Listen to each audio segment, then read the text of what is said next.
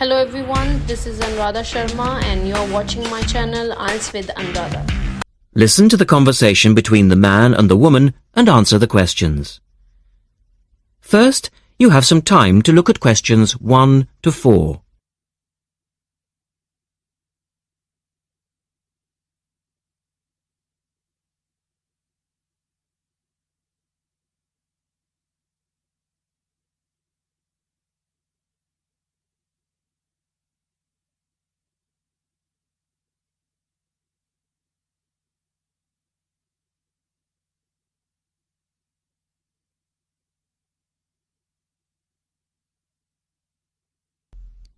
Now we shall begin.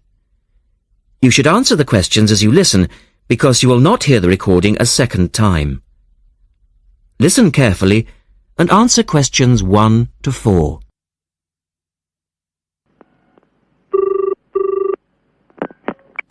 Good morning, University Language Centre. How can I help you? I'm interested in doing a language course. I did Mandarin last year and now I'd like to do Japanese. Can you give me some information about what courses are available at your centre and when they start, that sort of thing? Yes, certainly. Well, we actually offer a number of courses in Japanese at different levels. Are you looking for full-time or part-time? Oh, I couldn't manage full-time as I work every day, but evenings would be fine and certainly preferable to weekends. Well, we don't offer courses at the weekend anyway, but let me run through your options. We have a 12-week intensive course, 3 hours, 3 nights a week. That's our crash course. Or an 8-month course, 2 nights a week. I think the crash course would suit me best, as I'll be leaving for Japan in 6 months' time. Are you a beginner? Not a complete beginner, no. Well, we offer the courses at 3 levels. Beginners, lower intermediate and upper intermediate, though we don't always run them all. It depends very much on demand. I'd probably be at the lower intermediate level, as I did some Japanese at school, but that was ages ago. Right. Well, the next Level 2 course begins on Monday the 12th of September. There are still some places on that one. Otherwise, you'd have to wait until January or March. No, I'd prefer the next course. The woman asks the man for some details about himself. Look at questions 5 to 10.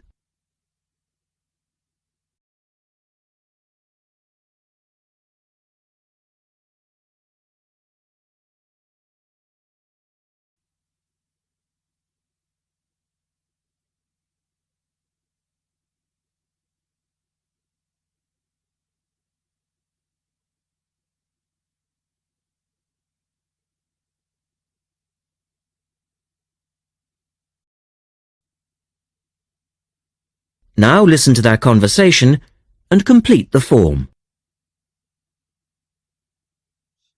Right. Can I get some details from you then, so I can send you some information? Sure. What's your name? A family name first. Haggerty. Richard. Hagarty? No, Hagerty. Oh, okay. And your address, Richard? Well, perhaps you could email it to me. Right. What's your email address? It's Ricky45, that's one word, RICKY45, at hotmail.com. And I just need some other information for our statistics. This helps us offer the best possible courses and draw up a profile of our students. Fine. What's your date of birth?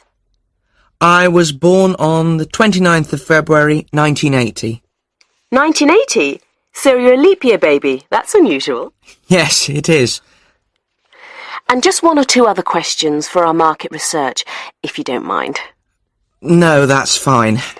What are your main reasons for studying Japanese? Business, travel, or general interest? My company's sending me to Japan for 2 years. All right, I'll put down business. And do you have any specific needs? Will there be an emphasis on written language? For instance, will you need to know how to write business letters, that sort of thing? No, but I will need to be able to communicate with people on a day-to-day basis. Okay, so I'll put down conversation. Yes, because I already know something about the writing system at an elementary level, and I don't anticipate having to read too much. You said you'd studied some Japanese. Where did you study? 3 years at school, then I gave it up, so I've forgotten a fair bit. You know how it is with languages if you don't have the chance to use them. Yes, but I'm sure it will all come back to you once you get going again. Now, once we receive your enrolment form, we'll contact you. That is the end of section 1. You now have half a minute to check your answers.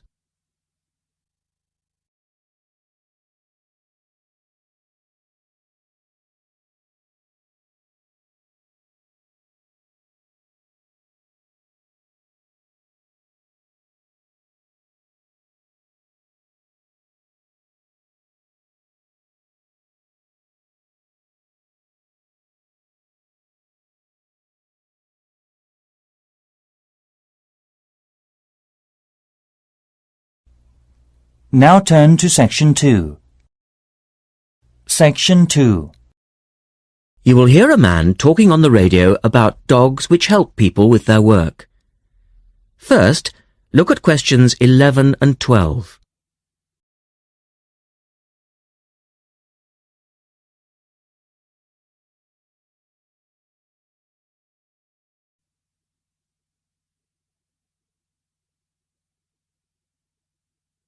As you listen to the first part of the talk, answer questions 11 and 12.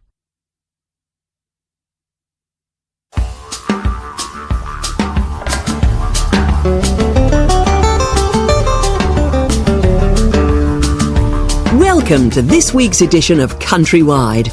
And today, we're taking a look at a number of different breeds of working dogs. And here to report on the dogs with jobs is Kevin Thornhill. Thanks, Joanne. Well, yes, dogs with jobs is the subject of today's program. Dogs have earned themselves a reputation over the centuries for being extremely loyal. And here's a little story which illustrates just how loyal they are. Just outside the country town of Gundagai in Australia is a statue built to commemorate a dog. A dog which sat waiting for his owner to return to the spot where he'd left him. Well, the story, which was immortalised in a song, has it that the poor dog died waiting for his master, 5 miles from Gundagai, which is where they built the statue. Now that's what I call loyalty. Now look at questions 13 to 20.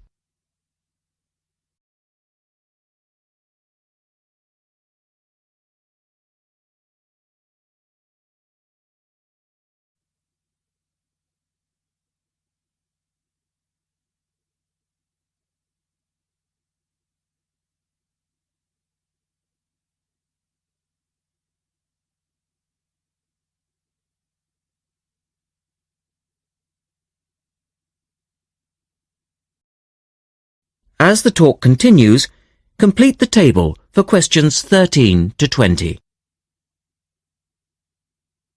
Well, because of their loyalty and also their ability to learn practical skills, dogs can be trained to do a number of very valuable jobs.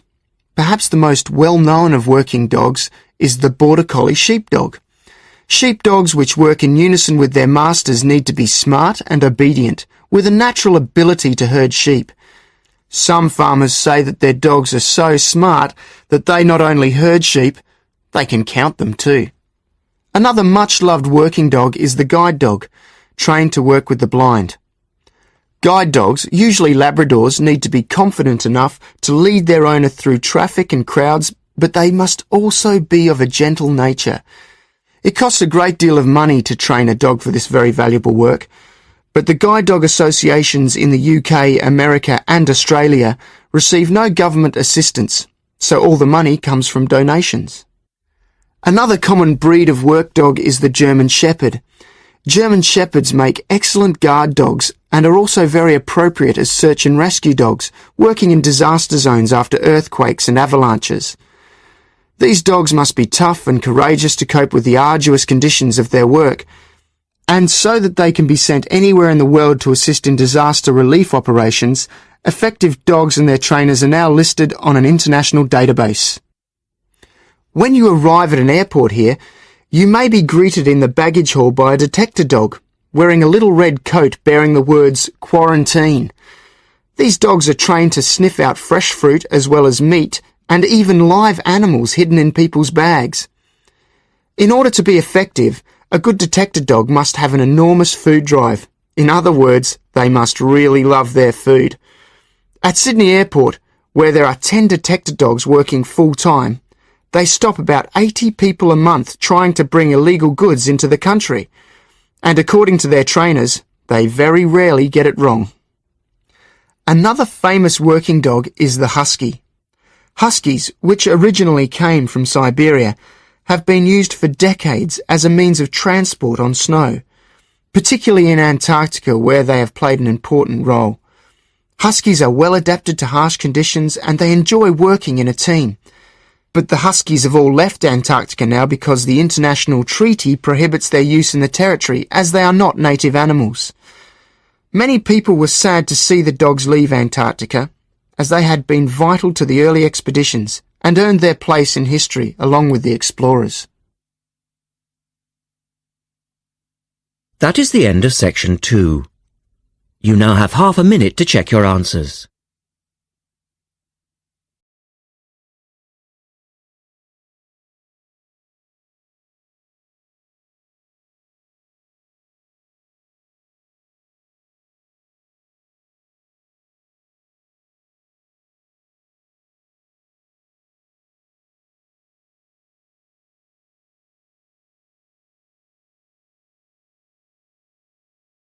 Now turn to section 3. Section 3. In this section, you will hear a discussion about a system of writing for the blind known as Braille. First, look at questions 21 to 23.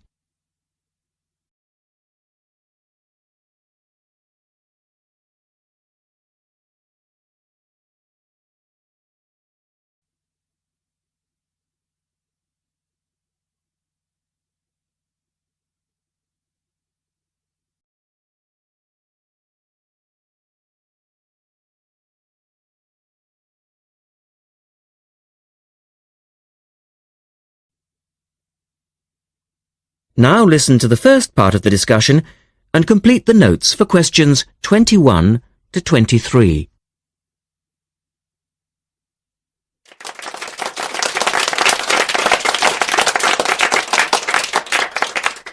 We're very pleased to welcome to our special interest group today Dr. Linda Graycar, who is from the City Institute for the Blind. Linda is going to talk to us about the system of writing for the blind known as Braille. Linda, welcome. Thank you. Now, we'd like to keep this session pretty informal, and I know Linda won't mind if members of the group want to ask questions as we go along. Well, let's start with an obvious one. What is Braille, and where does it get its name from? Well, as you said, Braille is a system of writing used by and for people who cannot see. It gets its name from the man who invented it, the Frenchman Louis Braille, who lived in the early 19th century. Was Louis Braille actually blind himself? Well, he wasn't born blind, but he lost his sight at the age of 3 as the result of an accident in his father's workshop.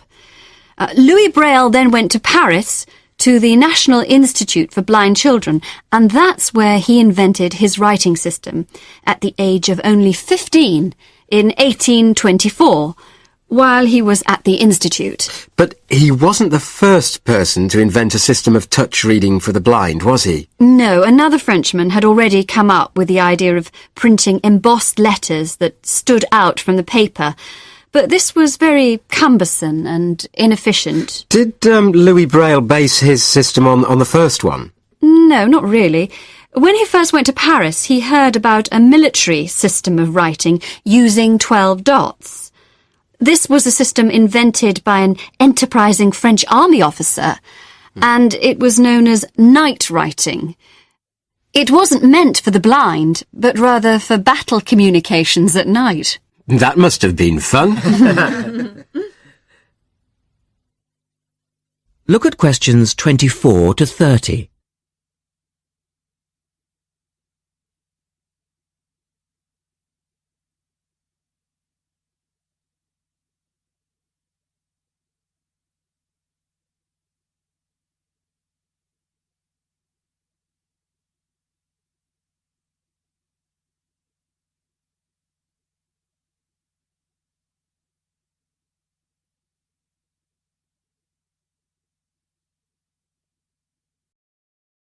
Listen carefully and answer questions 24 to 30.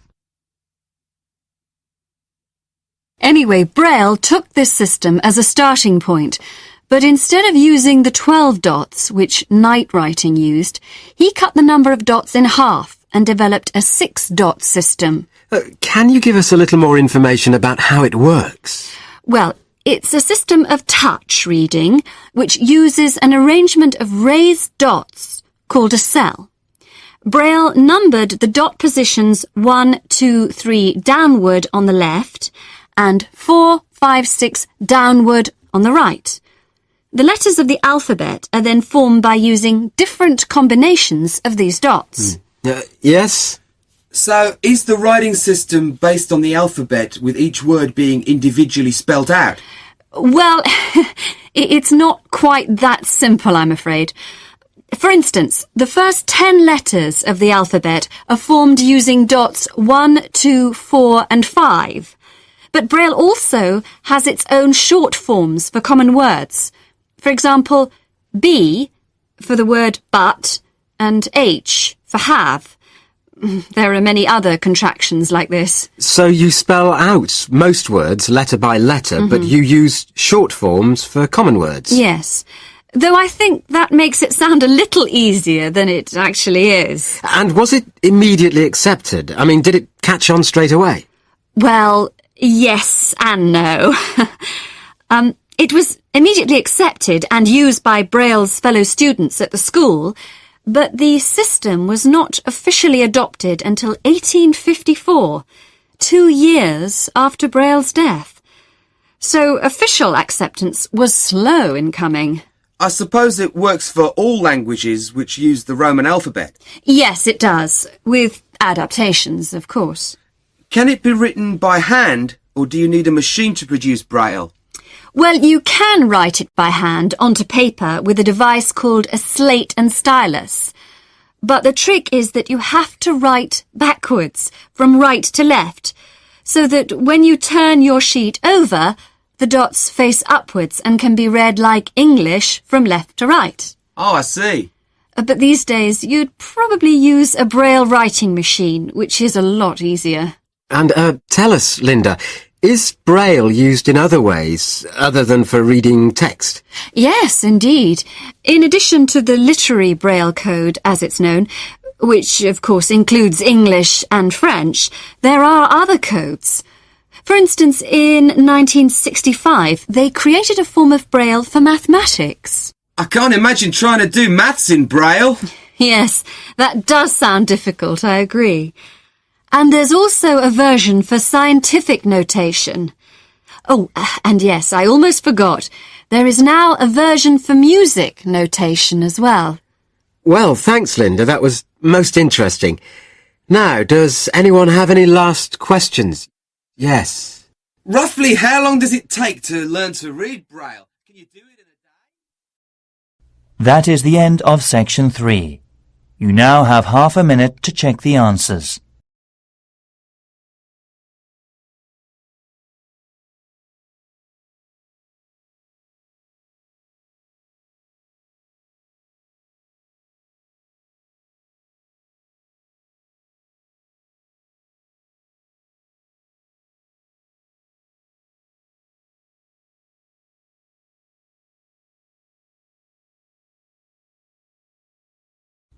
Now turn to section 4.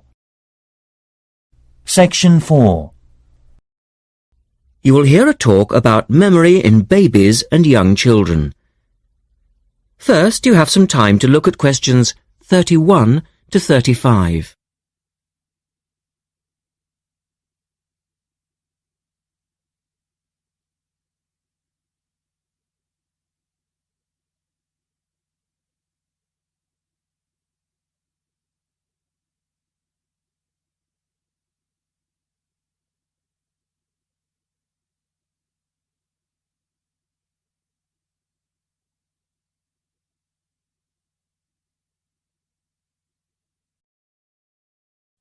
Now listen carefully and answer questions 31 to 35.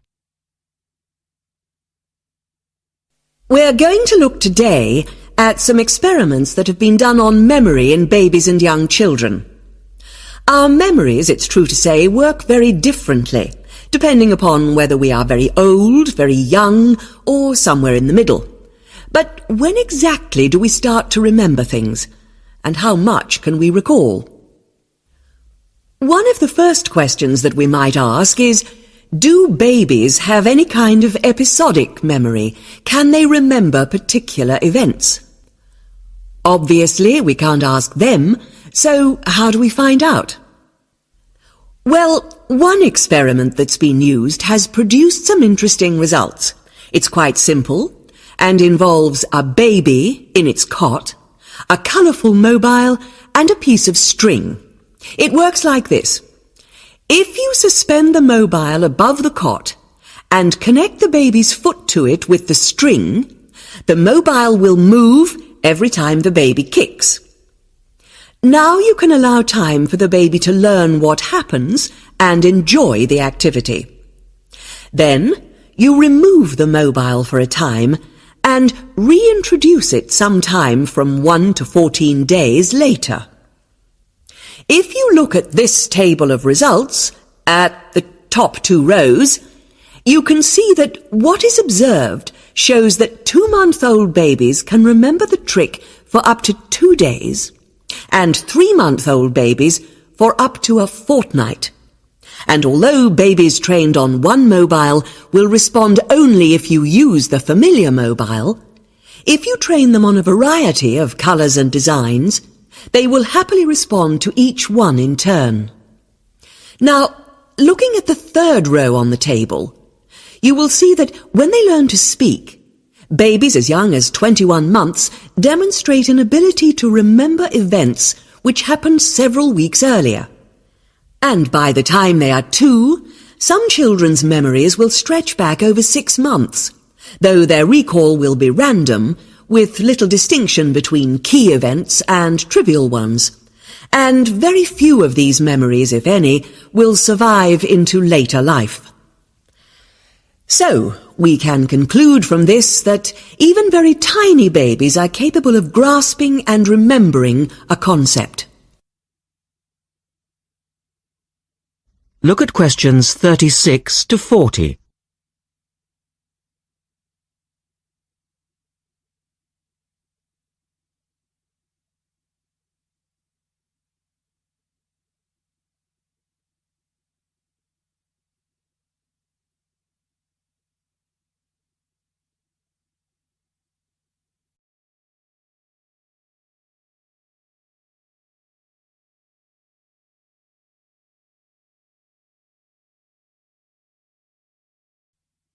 Now answer questions 36 to 40. So, how is it that young infants can suddenly remember for a considerably longer period of time? Well, one theory accounting for all of this, and this relates to the next question we might ask, is that memory develops with language. Very young children with limited vocabularies are not good at organizing their thoughts. Though they may be capable of storing memories, do they have the ability to retrieve them? One expert has suggested an analogy with books on a library shelf. With infants, he says, it's as if early books are hard to find because they were acquired before the cataloguing system was developed. But even older children forget far more quickly than adults do. In another experiment, several 6-year-olds, 9-year-olds and adults were shown a staged incident. In other words, they all watched what they thought was a natural sequence of events. The incident went like this. A lecture, which they were listening to, was suddenly interrupted by something accidentally overturning. In this case, it was a slide projector. To add a third stage, and make the recall more demanding, this accident was then followed by an argument. In a memory test the following day, the adults and the 9-year-olds scored an average 70%, and the 6-year-olds did only slightly worse. In a retest 5 months later, the pattern was very different. The adults' memory recall hadn't changed, but the 9-year-olds had slipped to less than 60%, and the 6-year-olds could manage little better than 40% recall. In similar experiments with numbers, digit span is... That is the end of section 4. You now have half a minute to check your answers.